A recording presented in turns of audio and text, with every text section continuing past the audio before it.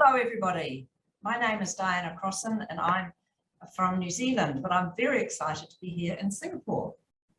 I have watched the Singaporean financial literacy scene for some years, and as the chair of the Advisory Council for GFLEC, I'm really proud to be here today.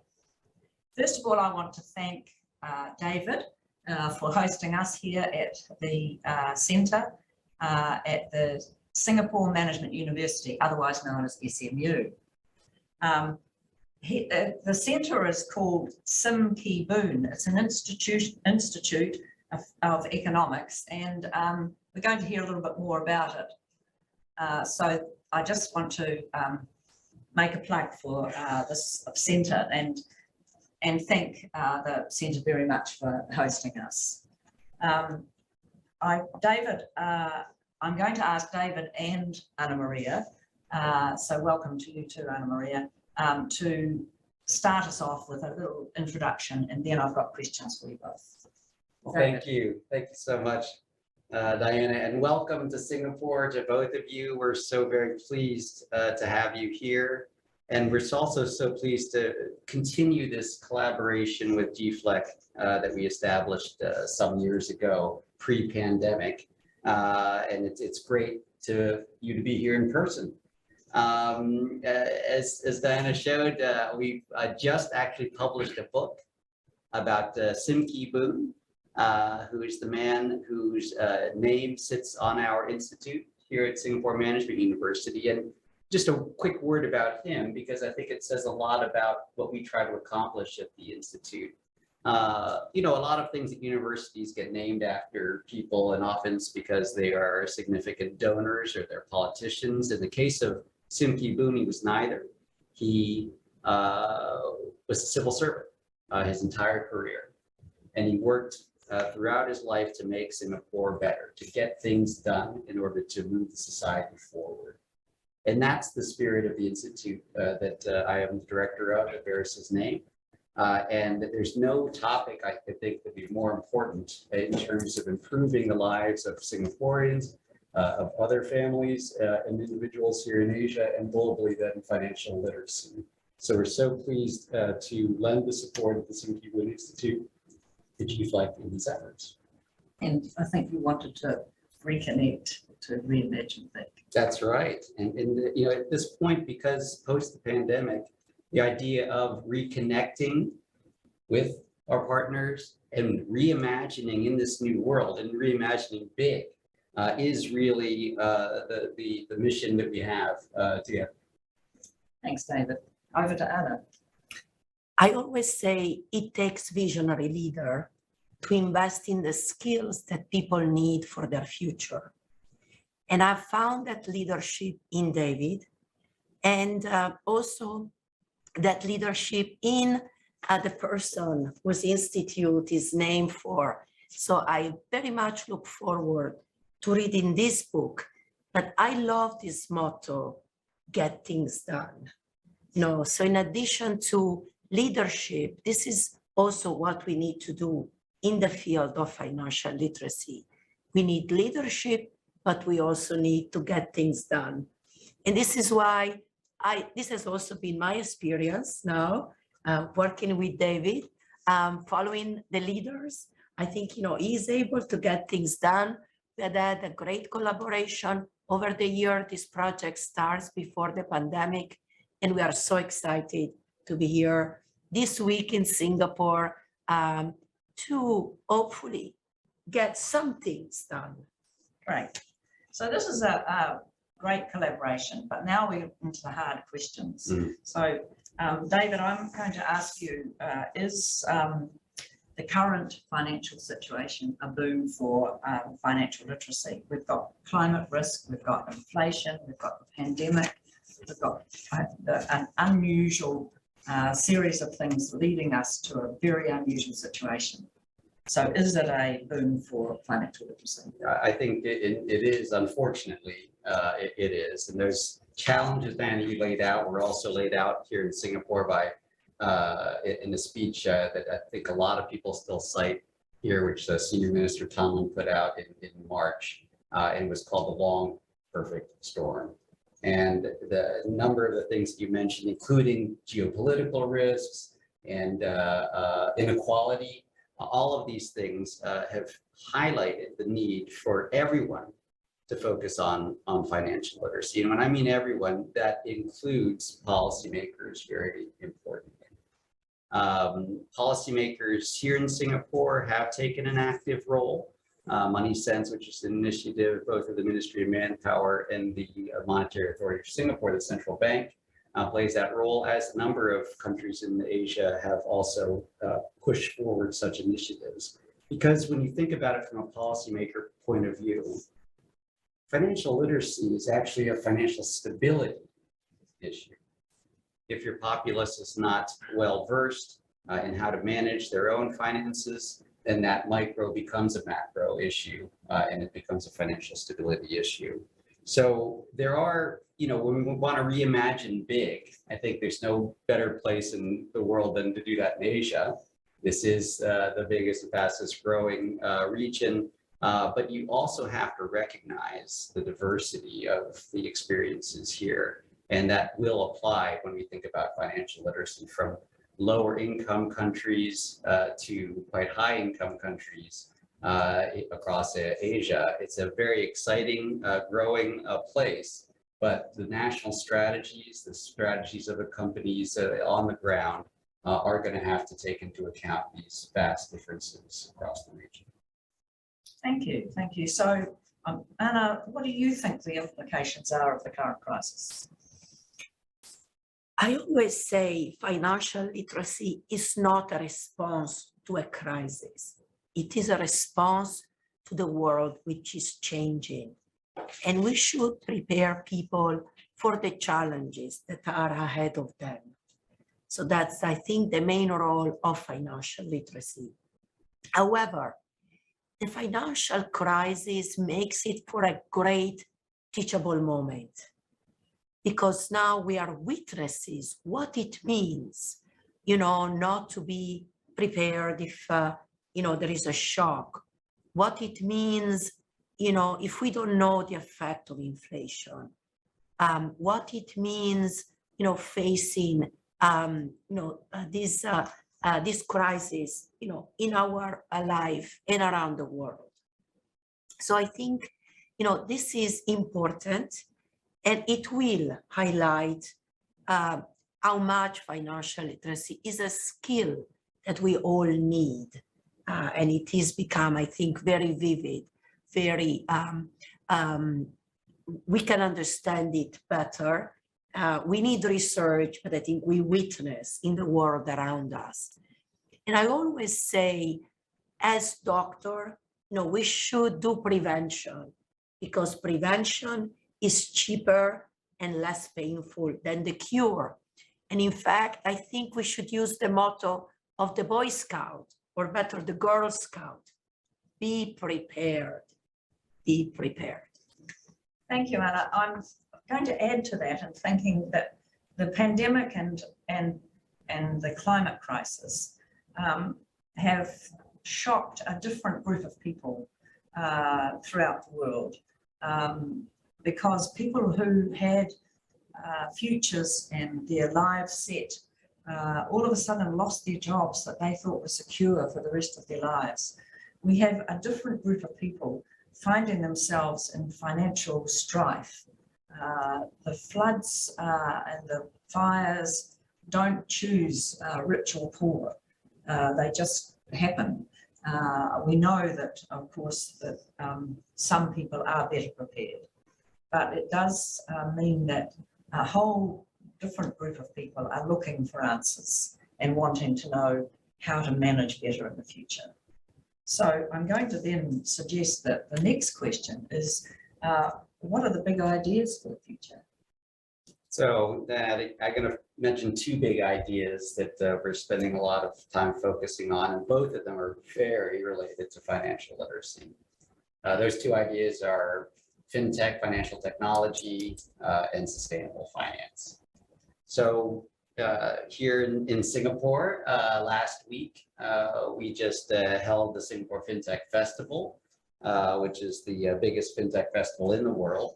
And it was extremely exciting, number one, to have everyone back at the expo here in Singapore, but to feel that innovation and that energy that we know is going to continue to drive a lot of positive possibilities into the future, especially in the area of financial inclusion, having many of those who've been left out of the system included through technology. And so that's something that we actively participated in last week at the FinTech Festival for the Simki Boon Institute.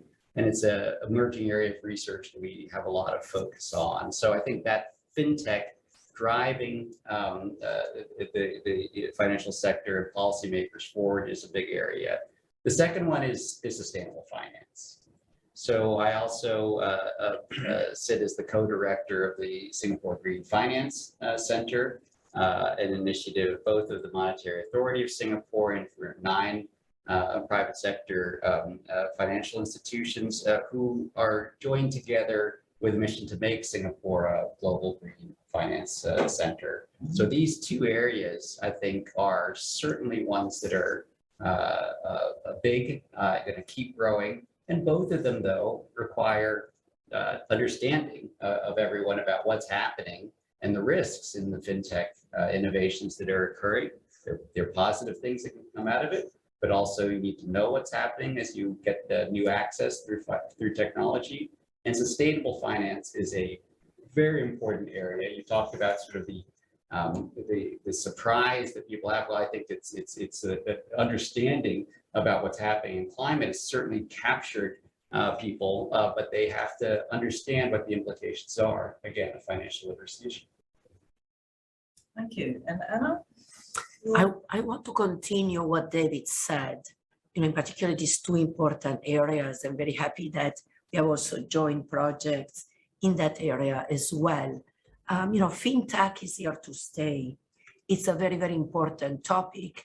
And like David said, because we can move money with a click of a button, it's so much more important than ever that we have financial literacy as well. In our research as well shows that, FinTech is not a substitute for making good decisions. The technology is creating financial literacy necessarily. So we need to grow financial literacy so we can better use technology. And we need to be financially literate to understand sustainability, to understand green finance, and to be able to actually invest consciously in what we think is indeed sustainable. And I actually just want to come back to this particular idea, of how quickly, how it's possible today to make financial decisions. And I wanted to say that before coming here, I was at the San Francisco airport paying my bills, and I just realized how with the click of a button, now we can do all of this, and all of this technology like pay now, buy now and pay later, right? And everything that's happening to us, and it's very quick. And so you have to be clever. I did all of this very quickly, so, it's fast, but careful because, I didn't want to miss my flight. So the quicker it is, the more we use technology, the more financial literacy is important. So I think what we're saying is adding to the traditional financial literacy, the financial education we've had, we have to increase the understanding of FinTech. It's underpins a lot of what we do now. And I think, it's still important. The basics are still important. Saving and debt and managing your money and having that buffer, all of those things are still important. But knowing the transaction processes is changing fast, and we have to help people keep up with that. I think that's really important. We have a few minutes, I think, before we're going to take questions. I think we have a half an hour for this webinar, don't we? So I'm going to ask both of you just really quickly, who's the best person to tell us about the ESG research you're doing together? Just want to mention, we have been starting this big project collecting data on how much people know about ESG. this is a very important topic.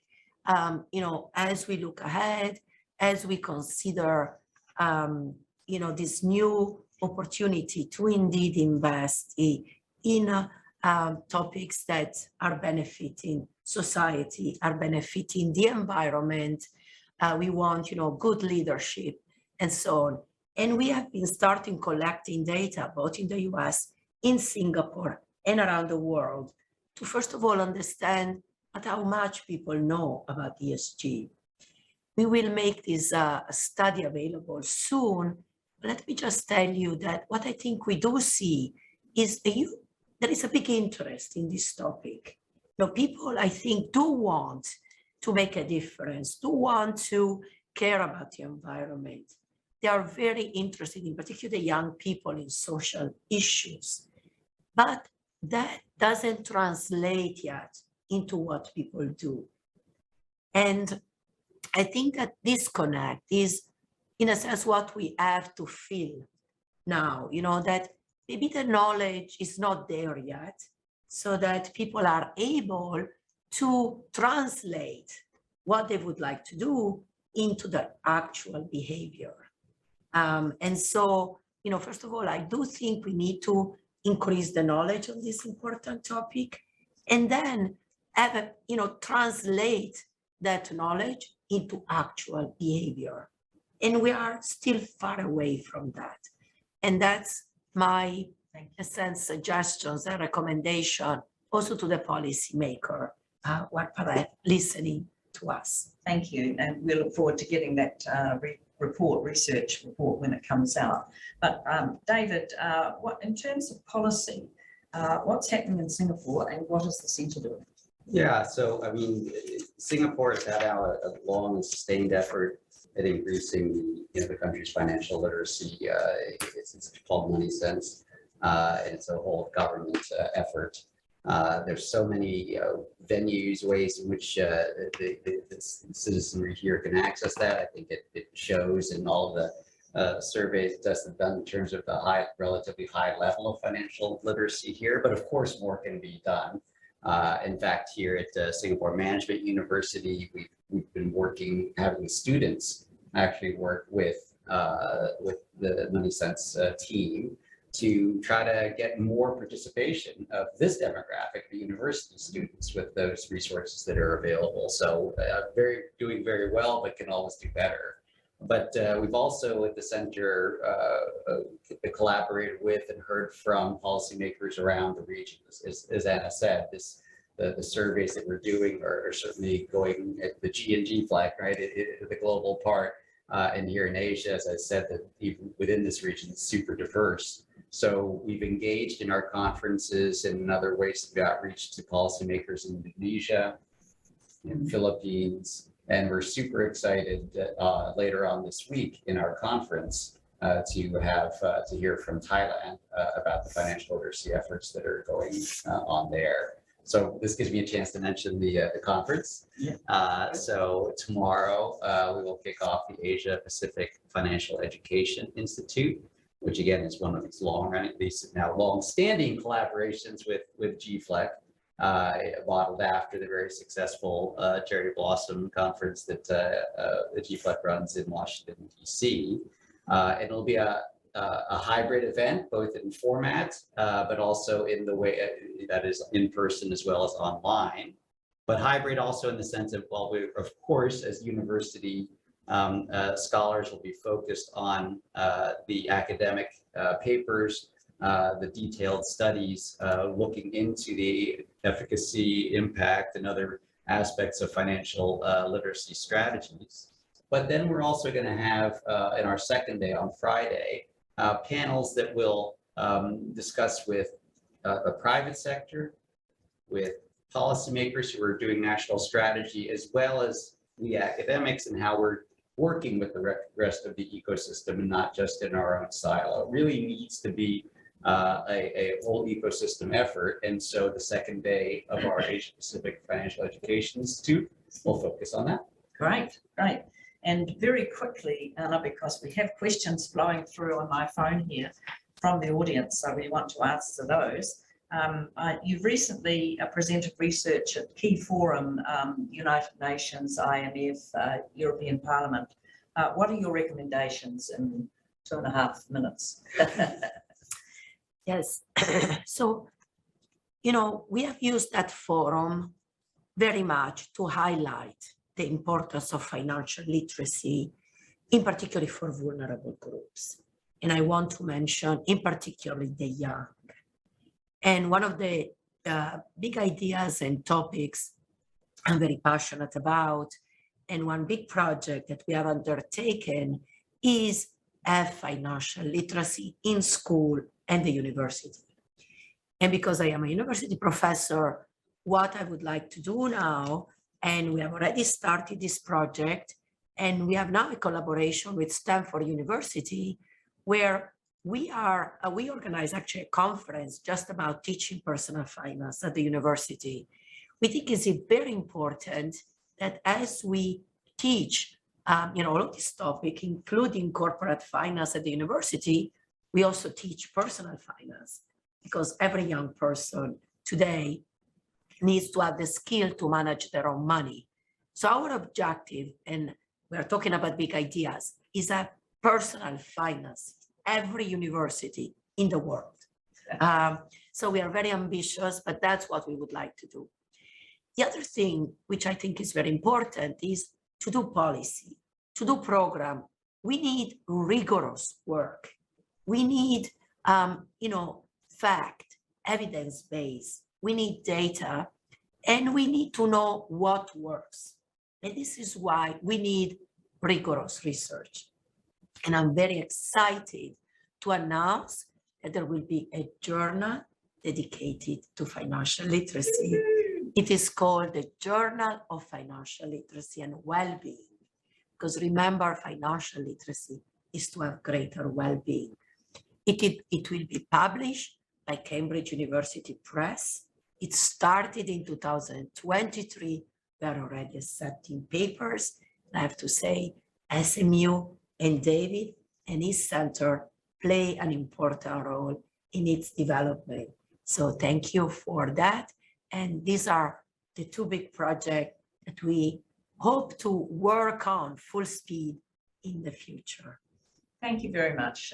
We've got a very short time for questions. I'm going to suggest that if we don't get to your question, but you've sent it in, that GFLEC will answer the question to the people who've come on the webinar later. But first of all, just a reminder that you can join. It's not too late to join to register for the conference that David was talking about before.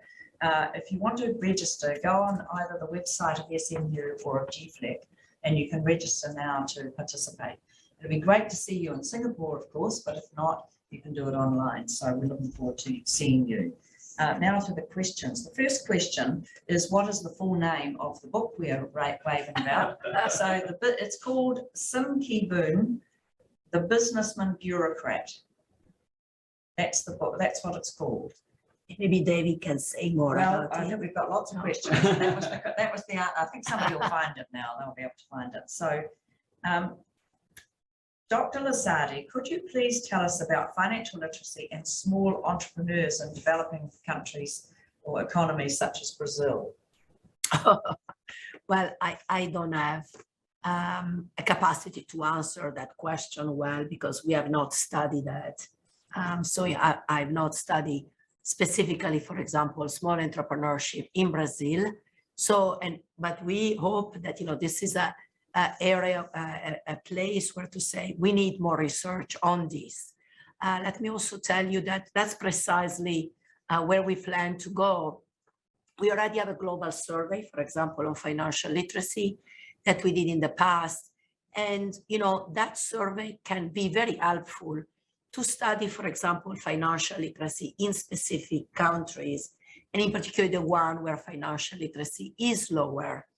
I also think that financial literacy, as the question indicated, but I haven't done research on Brazil on the small entrepreneurs, so I haven't read research on that, but I actually think that entrepreneurship is really an important topic that, we need, and we have done some work linking financial literacy to entrepreneurship, but I think we need to do more and definitely kind of do more. I also wanted to say, on our website, and in particular in the G53 Financial Literacy and Personal Finance Network, there is a paper looking at really financial literacy and accountancy that's important for small businesses. And I really recommend people to go and read that paper, because I think it has a lot of useful information to understand how financial literacy can be linked to entrepreneurship. Thank you. We also know that the Brazilian government has been participated in financial literacy network, international network for many years, and the regulators formed a committee and they participated. So there'll be information and research coming out of that committee, which we can let you know the name of. So I think that'd be really important. We do have a little bit more time because we don't have to finish till 7:40 American time, 8:40 Singapore time, different part of the day, of course. So this is another one that might be tricky for you, but could you share with us some country level success stories of where financial literacy programs have taken hold, been institutionalized and are approaching sustainability? What are the characteristics of these success stories? It's very hard to do that because, this is a question for the OECD. I feel, as a researcher, I don't have a capacity to go to a country and understand, is this a project that has been done well? Is this successful? But I do want to mention a couple of experiences, which I find are the stepping stone to have sustainable financial literacy. One example is New Zealand. Of course, this has been an amazing program where I think, financial literacy has been added everywhere. And, we have all followed their example, the capacity to have a wonderful website, to have financial literacy in the school. And, the success has been very remarkable. And I think has led to important projects. The second example I want to mention is Portugal. And, they've made financial literacy mandatory in the school. I speak to their Minister of Education, this young, bright minister, which I feel everybody should follow. And he said, there was a path to do that. And he really had a vision for that. And I want to actually now quickly mention, this is going to happen in the future, an example of a country which launched a challenge, a competition. And it is Finland. And they said, we want to be the most financially literate country by 2030. I like that, you have to have set objective and a plan to reach it. Some countries, I think, are on the path to reach that. And I hope Finland succeed in this ambitious project. I want to add to the question because I think it's important and it's also so hard to answer because the world's a big place and there are lots of different things happening and individuals, even with a network, have limited capacity. And so I think what you want to do is you want to turn it around and say, everybody tell us and raise up to us things that are happening that people ought to notice. And so this creation of Maya, which is the Money Awareness and Inclusion Awards, which just kicked off last year. For those of you who can look up on the web, MAIA, Money Awareness and Inclusion Award. That's exactly the objective there, which is basically the Academy Awards, the Oscars for financial literacy. Who should get the award in different categories, including private sector, academics, governments, and at different levels. And let those folks at Maya know what's happening. In that way, we can, and I remember as a judge last year in the first Mayas, and a number of Latin American countries where there seemed to be, going to Anna's point about focusing on schools, to starting young going into the local school system and beginning already the financial literacy journey there. And those types of programs seem to be successful. But I think the first step is awareness of them and being told that this is happening so that we can shine a light on them and raise them up as examples for others to follow. Thank you. And that's the reason that the OECD began the International Network of Financial Education, was to share ideas and information.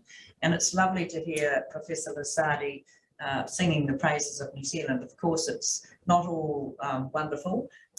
We have the most least prescribed school system, I think, in the world. So making things compulsory is very difficult.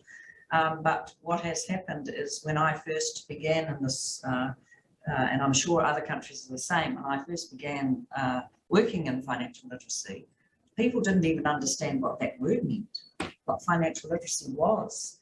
And now I hear it happening in tertiary institutions, in school, a lot of schools, the website, as we've heard, in other policies and other government departments. And it's wonderful to see that it's spreading. Not enough, we've got lots more to do. So I think that's, so we've got the Maya and we've got the OECD and EFI. I think those two things help a lot in spreading it. But there's a question that follows.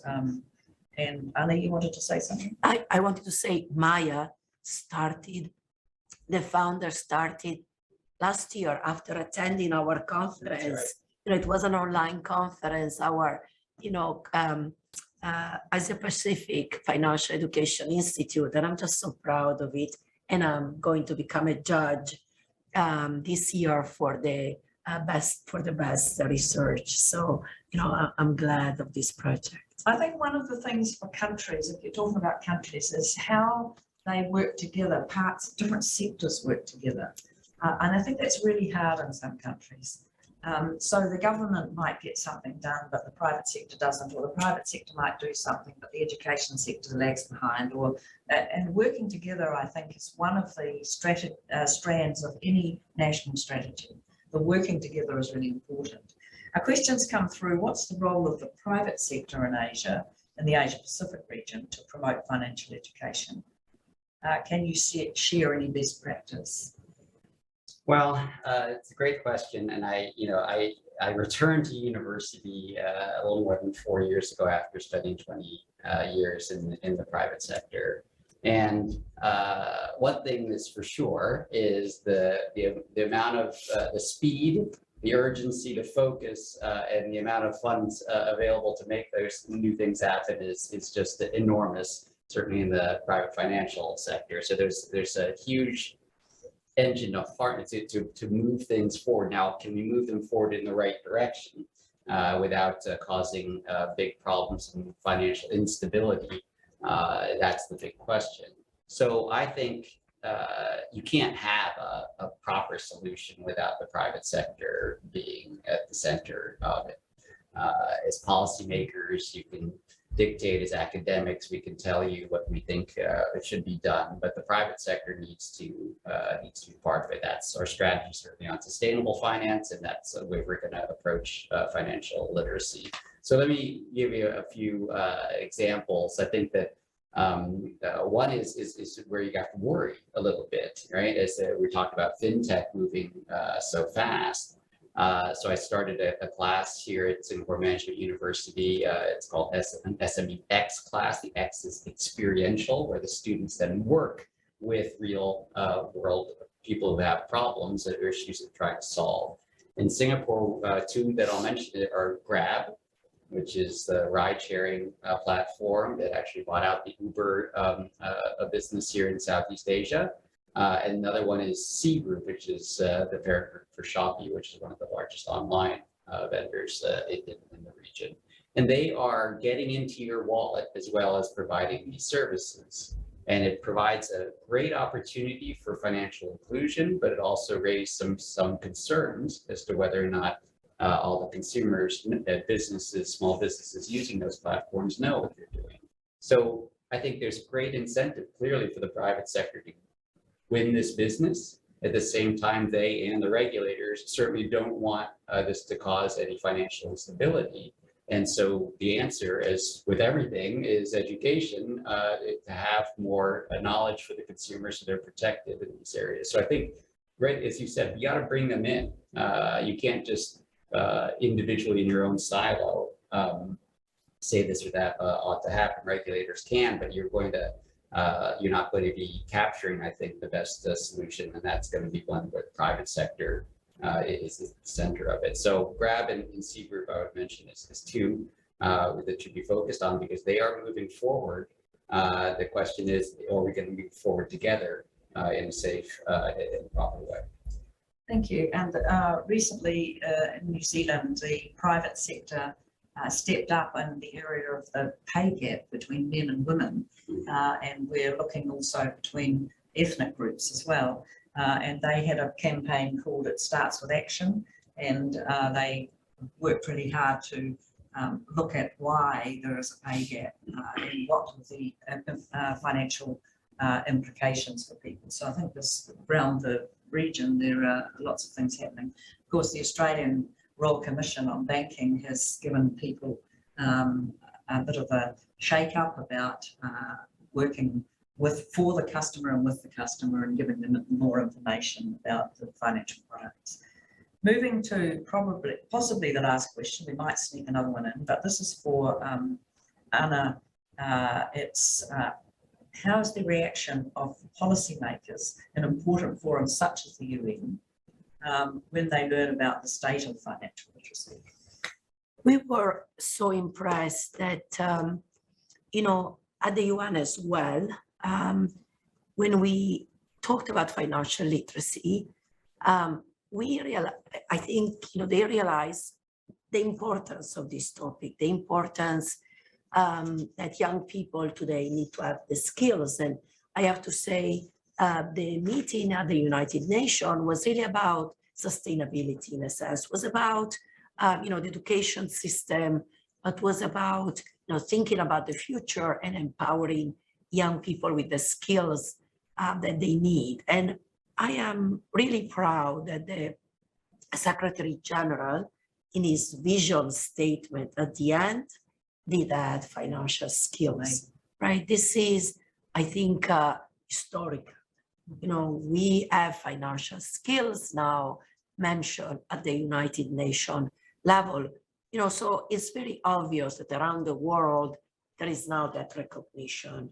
And, from the European Commission to single countries, to the OECD countries, to the United Nations, I think we see this understanding that we all need skills like financial literacy, and the young people in particularly need it more than ever.